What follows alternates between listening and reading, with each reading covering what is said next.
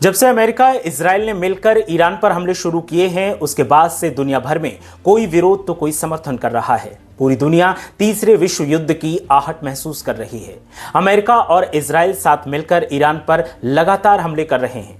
इन हमलों में ईरान के supreme leader Ayatollah Ali Khamenei की मौत भी हो चुकी है। जवाबी कार्रवाई के दौरान ईरान ने इजराइल, सऊदी अरब, कतर, संयुक्त अरब अमीरात, ओमान, कुवैत समेत कई देशों पर मिसाइलें दाग दी, जिसके चलते तनाव और ज्यादा बढ़ गया है और लोग दहशत महसूस कर रहे हैं। इस युद्ध से दुनिया भर के लोग खौफजदा हैं।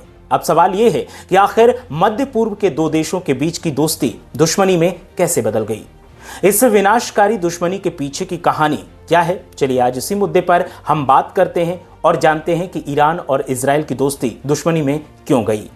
इजराइल और ईरान के बीच दुश्मनी की जड़ें इतिहास की गहराइयों में कहीं दफन हैं। साल 1948 में इजराइल की स्थापना हुई।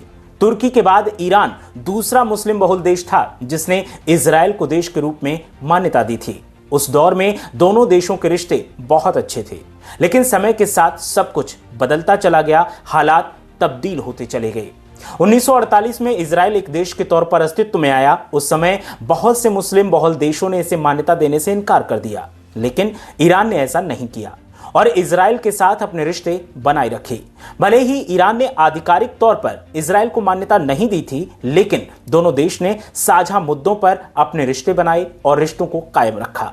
ईरान और बाकी अरब देशों के रिश्ते अच्छे नहीं थे क्योंकि वो एक शिया बहुल मुल्क था। ऊपर से इजराइल भी एक यहूदी बहुल देश बन चुका था और ऐसे में दोनों से अरब देश कतराते रहते थे।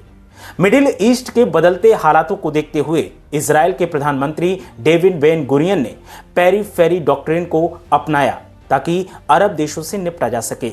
ईरान भी अरब मुल्कों से काफी ज्यादा परेशान था। उस समय ईरान पर शाह मोहम्मद रेजा पहलवी का शासन था और वो अमेरिका समेत पश्चिमी मुल्कों के साथ में अच्छे संबंध बनाए रखने के पक्षधर थे। अमेरिका के ईरान से और इजराइल से दोनों से अच्छे रिश्ते थे। इस वजह से ईरान और इजराइल भी एक दूसरे के करीब आ गए। ईरान इजराइल को तेल देता था और दोनों के व्यापारिक रिश्ते लगातार मजबूत होते जा रहे थे। ऐसे में सवाल यह है कि जब सब इतना दोस्ताना था तो फिर इजराइल और ईरान में दुश्मनी बढ़ी कैसे? आखिर ये दोस्त दुश्मन कैसे बन गए? दरअसल 1979 में इस्लामिक क्रांति के बाद शाह का शासन खत्म हो चुका था और इस्लामिक रिपब्लिक ऑफ ईरान की स्थापना हो चुकी थी। इस्लामिक क्रांति के बाद इजराइल को लेकर ईरान का रुख बिल्कुल बदल गया था। इजराइल को फिलिस्तीनी जमीन कब्जा करने वाले देश के तौर पर देखा जाने लगा और यहीं से रिश्तों में खटास पैदा शुरू हो गई। ईरान के supreme leader Ayatollah Ruhollah Khomeini ने इजराइल और अमेरिका को शैतान बताया।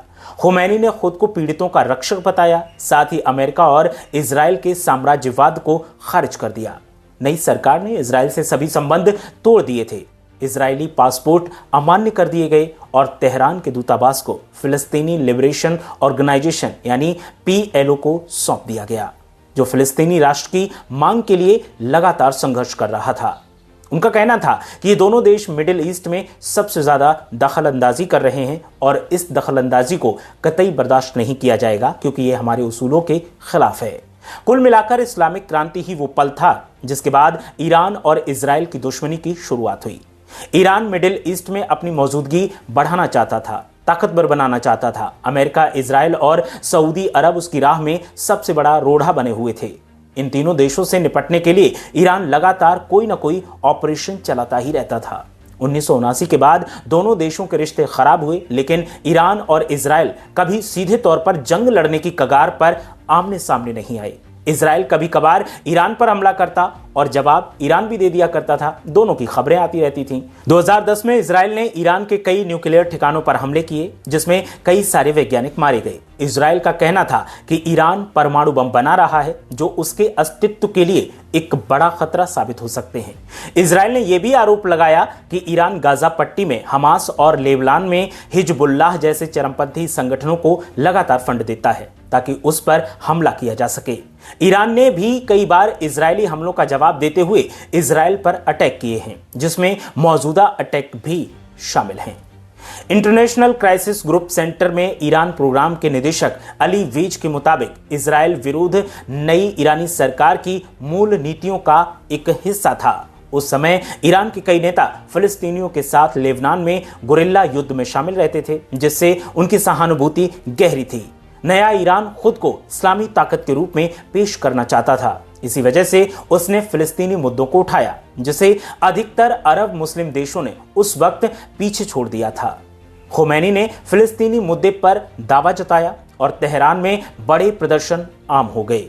इजराइल में ईरान विरोधी 1990 के दशक में बहुत मजबूत थे, क्योंकि तब सद्दाम हुसैन का इराक बड़ा खतरा था। इजराइल ने ईरान कॉन्ट्रा डील में भी भूमिका निभाई, जहां अमेरिका ने ईरान को इराक युद्ध में हथियार भी दिए थे। लेकिन बाद में इजराइल ने ईरान को अस्तित्व के खतरे के रूप में देखना शुरू कर दिया और वहीं से डिफरेंसेस बनने शुरू हो गए। ईरान ने सऊदी अरब जैसे विरोधियों से बचने के लिए एक्सिस ऑफ रेजिस्टेंस नेटवर्क बनाया, जिसमें हिजबुल्लाह जैसे संगठन शामिल हैं, जो लेबनान से यमन तक फैले हैं। इजराइल ने इन पर हमले किए, जिन्हें शैडो वॉर कहा जाता है, जहां दोनों देश आधिकारिक पुष्टि किए बिना कार्रवाई भी करते हैं। इजराइल का मुख्य फोकस ईरान का परमाणु कार्यक्रम रोकना है। वो ईरान की नागरिक उद्देश्य वाली दलील को लगातार खारिज करता रहता है। एक रिपोर्ट की माने तो ईरान की सुविधाओं को नुकसान पहुंचाया गया। ईरान ने वैज्ञानिकों की हत्याओं के लिए इजराइल को जिम्मेदार भी ठहराया, जैसे 2020 में मोहसिन फखरीजादेह की हत्या हुई। और अब जो हो रहा है वो पूरी दुनिया खुली आंखों से देख रही है। अरब देशों में डर का माहौल है और लगातार हमलों का दौर जारी है, जिसके तमाम वीडियो सोशल मीडिया पर वायरल हो रहे हैं और इन वीडियोस को देखकर लोग सहम जाते हैं।